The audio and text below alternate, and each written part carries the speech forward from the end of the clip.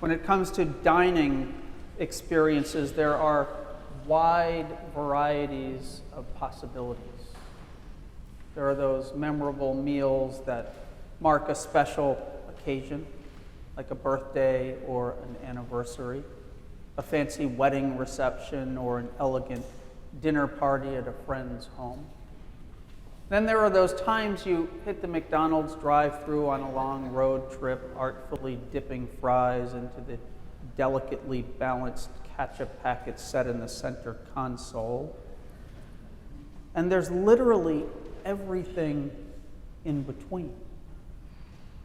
But whether highbrow or lowbrow, I've been thinking about different dining experiences this week because our passage from Mark contains the most opulent meal in his entire gospel. It was King Herod's birthday, and he was throwing a banquet for his royal entourage and all the important people in his kingdom. You can imagine that no expense was spared as Herod celebrated himself. Servers bringing course after sumptuous course of the finest foods available, the most expensive wines freely flowing, the best musicians entertaining the guests, torches lit all around the banquet hall, people decked out in their fanciest clothes and most expensive jewels. Herod wanted this to be a celebration that no one would forget, one that would unmistakably reinforce his power, privilege, and authority. Now, just a word about Herod. There are actually 6 different Herods mentioned in the Bible, so it's easy to get them all confused. This one is Herod Antipas, the son of Herod the Great of Christmas story infamy. But it doesn't really matter. All the Herods were pretty miserable people. Ruthless, power-hungry, vindictive, cruel. And this one was no exception. But a bit of background may be helpful here as we parse out this highly charged drama between Herod and John the Baptist and Herodias and Salome. Herod had John imprisoned at his wife's urging because John had criticized him for divorcing his previous wife to marry Herodias. Herodias was actually the widow of Herod's brother, and according to the law of Moses, this was considered adultery.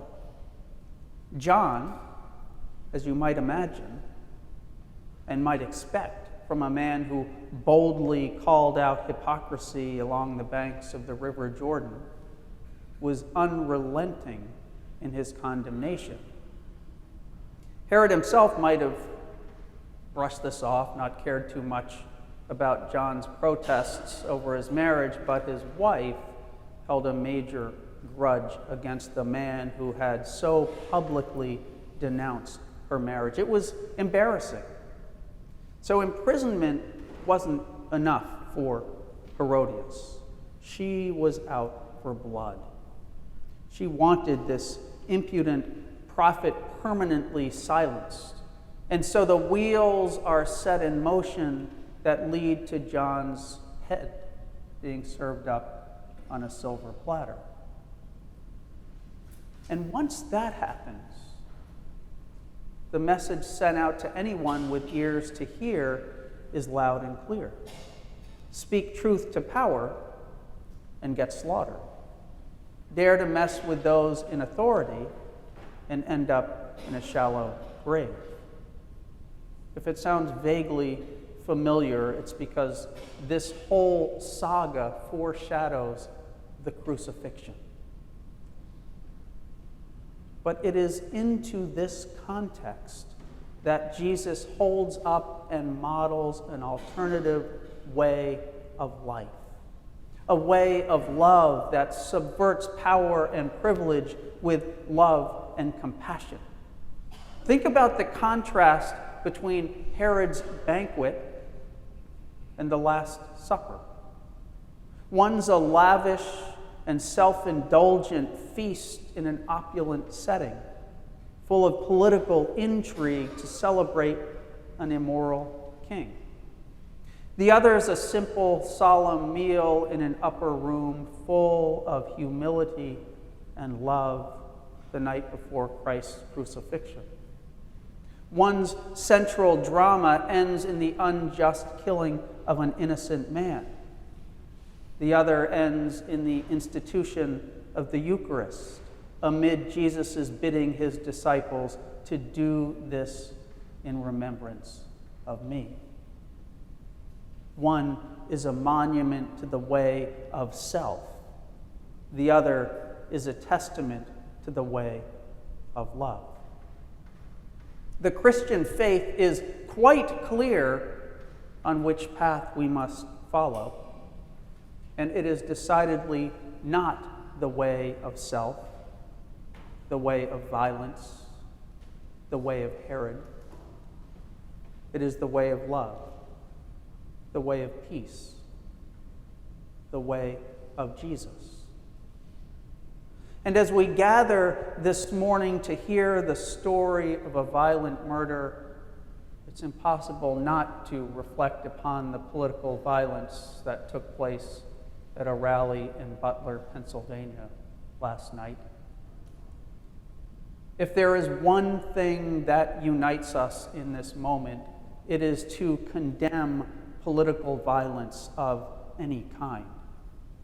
Whatever your beliefs, whichever candidate you support, there is no place for this in America.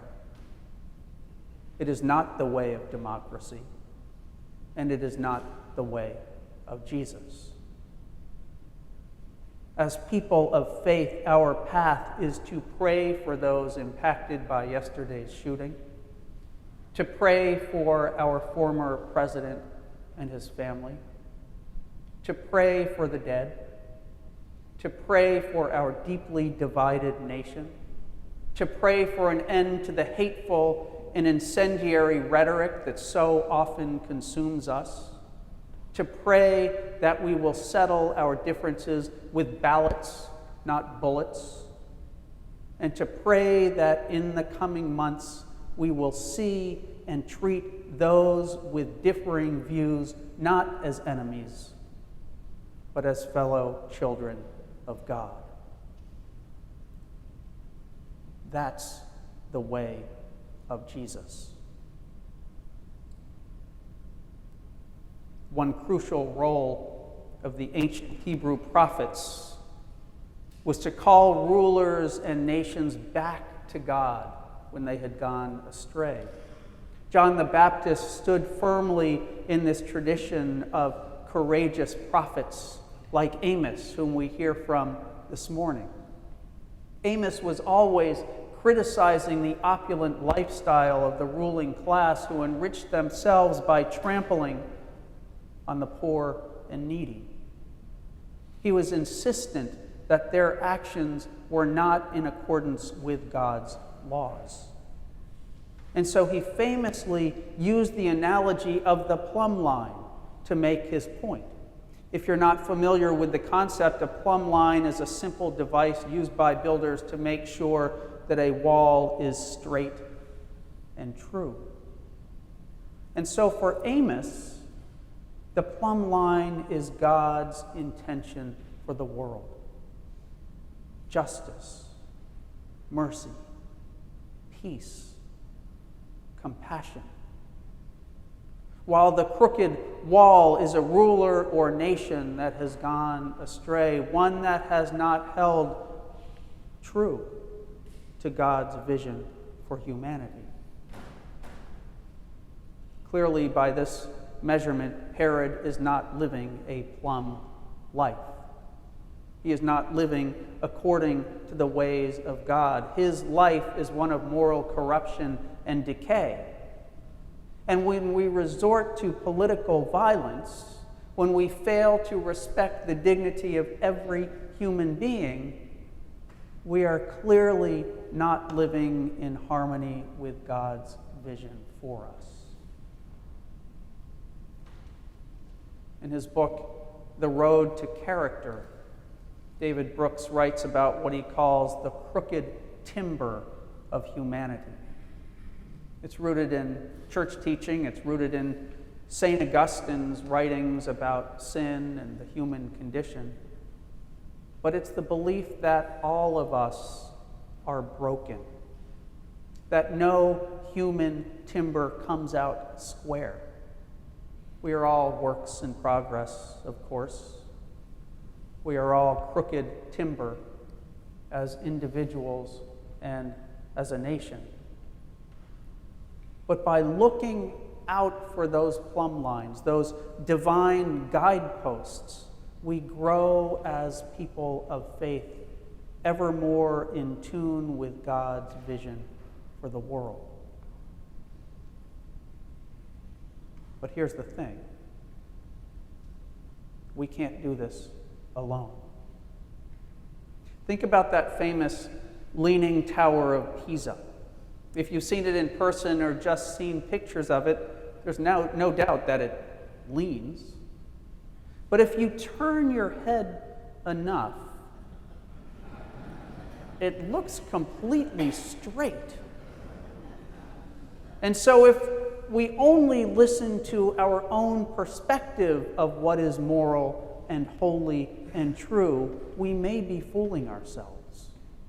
If we only see the world through a single lens or a single cable news station, we may be blind to the plumb lines that God sets for us.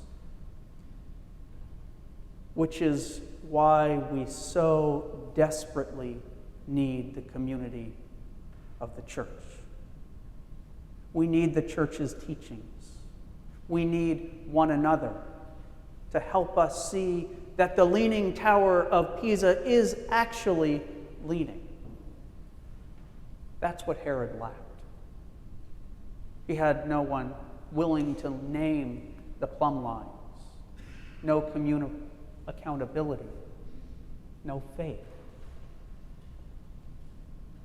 Church is where we come to straighten out the crooked timber that makes up the human condition, to be reminded that the way of love transcends the way of self, to be inspired and encouraged when we're feeling distressed and discouraged, to hear a word of hope in the midst of despair, to have God's plumb lines made visible, and to ultimately be transformed into the people God intends us to become.